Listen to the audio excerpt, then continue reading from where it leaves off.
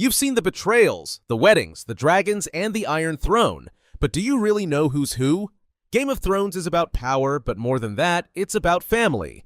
Bloodlines built this world, and they destroyed it too. So let's untangle the most twisted family tree in TV history. This is the entire Game of Thrones family tree explained in 12 minutes. We'll start with the house that started it all, House Targaryen. They didn't win Westeros with politics, they took it with fire. After Valyria was destroyed, the Targaryens fled to Dragonstone with 3 dragons. Aegon the Conqueror, with his sisters Visenya and Rhaenys, used those dragons to unite 6 kingdoms and build the Iron Throne. That's how their dynasty began. To keep their bloodline strong, they married each other. Brother to sister, uncle to niece. It kept the magic, but also brought madness. King Jaehaerys I ruled wisely for decades, but after him came chaos. His heirs fought over the crown, leading to the Dance of the Dragons, a civil war between Rhaenyra and her half-brother Aegon II. Both died, so did most of the dragons, and the family never truly recovered. Generations later, the last Targaryen king, Aerys the Sioux, became known as the Mad King. He was cruel, paranoid, and obsessed with wildfire. He and his sister wife Rhaella had 3 children, Rhaegar, Viserys, and Daenerys. Rhaegar secretly married Lyanna Stark, sparking Robert's rebellion. He died in battle. The Mad King was killed by Jaime Lannister. Elia Martell and her children were murdered. Viserys and Daenerys escaped into exile. But Rhaegar and Lyanna had a son, hidden in the north as Jon Snow. His real name? Aegon Targaryen, the last true heir to the throne. The Targaryen family tree is full of power, prophecy, and destruction. Every generation paid the price for the one before. But the fire alone didn't shape Westeros. For that, you need ice. House Stark. No dragons, no wildfire. Just loyalty, grit, and a deep-rooted sense of honor. The Starks have been around longer than most, descended from the first men and built to survive the North. From Winterfell, they ruled their frozen kingdom for thousands of years, long before Targaryens ever showed up with dragons. At the start of the story, we meet Eddard Stark, Ned. He's quiet, fair, and stubborn as the snow he was raised in. Married to Catelyn Tully, they have 5 kids, Robb, Sansa, Arya, Bran, and Rickon. Then there's Jon Snow, the supposed bastard, raised as Ned's son but never quite part of the family. But Jon's no ordinary bastard. He's actually the son of Lyanna Stark and Rhaegar Targaryen, making him a true-born heir to both ice and fire. Ned kept that secret his whole life, even from Jon, because telling the truth would have gotten the boy killed. Even among the true-born Starks, things didn't go easy.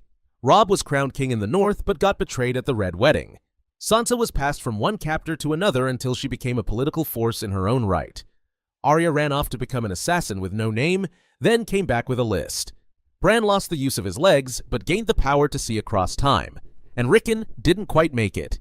Catelyn was killed too, though in the books she comes back as Lady Stoneheart, a cold, vengeful version of her old self.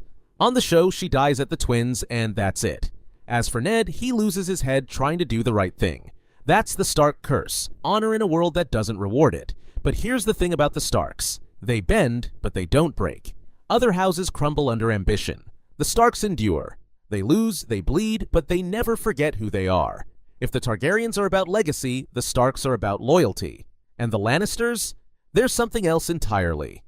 House Lannister. They start off rich, powerful, and almost untouchable. Their home is Casterly Rock, their sigil is a golden lion, and while their official motto is "Hear me roar," everyone remembers the other one. A Lannister always pays his debts. And they do, whether it's in gold, favors, or revenge. At the center of it all is Tywin Lannister, sharp, ruthless, and always 10 steps ahead.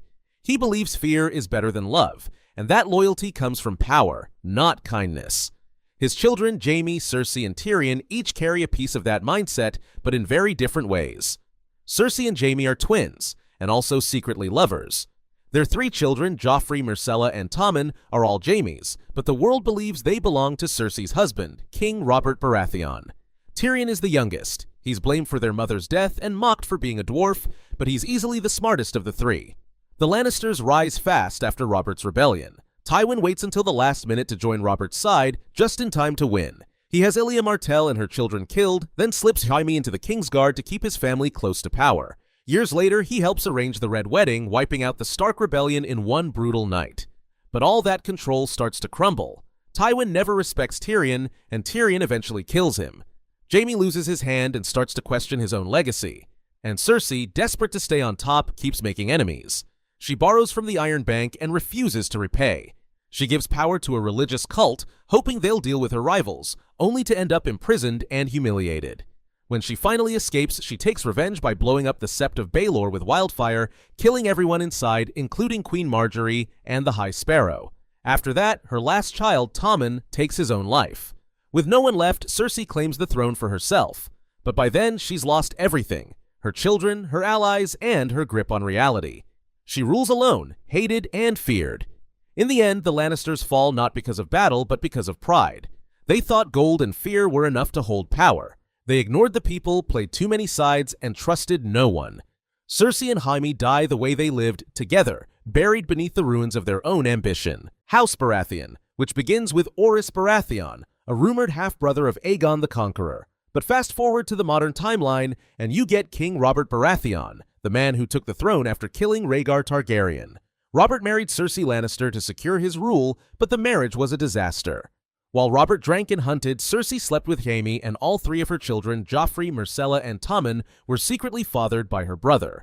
Robert had two brothers, Stannis and Renly. Stannis, stiff and humorless, held Dragonstone and had a daughter, Shireen. Renly, charming and flamboyant, gained political clout by marrying Margaery Tyrell. But both brothers met tragic ends. Renly was killed by a shadow monster birthed by Stannis' sorceress, and Stannis, after burning his own daughter at the stake, was defeated by the Boltons and killed in the snow. But even though the Baratheon bloodline was technically wiped out, it wasn't. Remember Gendry? Robert's bastard son? He was legitimized by Daenerys and could still carry on the family name. And that's a theme you'll see again and again. No matter how many nobles die, their blood keeps showing up in new places. Which brings us to Jon Snow. Jon is the glue that connects all of this. He was raised a Stark, believed he was a Snow, discovered he was a Targaryen, and ended up rejecting every title he was offered. His true name is Aegon Targaryen, son of Rhaegar and Lyanna. That makes him the legitimate heir to the Iron Throne, but he doesn't want it. What he wants is peace. What he gets is war. When Daenerys arrives in Westeros with her dragons and armies, she doesn't know Jon is her nephew. They fall in love before the truth comes out. And when it does, it tears everything apart. Jon represents both hope and threat. To the north, he's still a Stark. To Dany, he's both family and rival. In the end, it's Jon who kills Daenerys to stop her from becoming the very tyrant she tried to overthrow. He's exiled to the Wall, returning to where his story began. But by then, the game has changed. Because while the big houses fell, Targaryen, Lannister, Baratheon, it was the smaller ones who picked up the pieces. The Tullys, the Tyrells, the Martells, the Arryns, the Greyjoys, even the Freys and Boltons, they all played a role. Catelyn Stark was a Tully. Her sister Lysa married into House Arryn and gave birth to Robin, an odd but important political player in the Vale. Elia Martell married Rhaegar Targaryen and was murdered during the sack of King's Landing. Her brother Oberyn Martell tried to avenge her, but was killed by the Mountain in one of the show's most brutal scenes. The Tyrells were master manipulators. Margaery married 3 different kings, Renly, Joffrey, and Tommen, and played the court like a pro. Her grandmother, Olenna Tyrell, was the real power, famously admitting to killing Joffrey with a smirk and a final mic drop.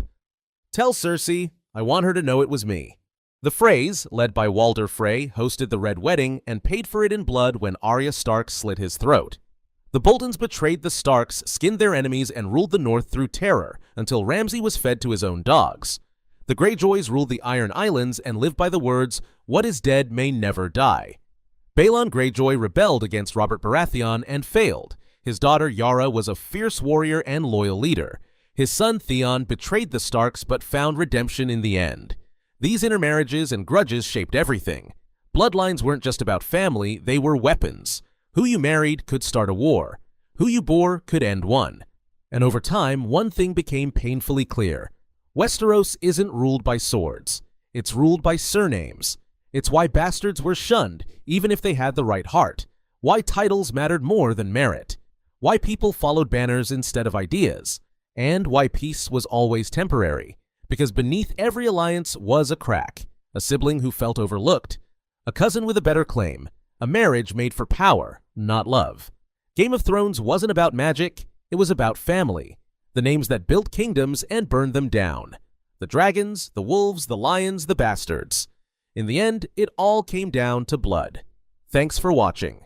Tell us, what house would you rule and which would you burn? Don't forget to like, subscribe, and check out our next video.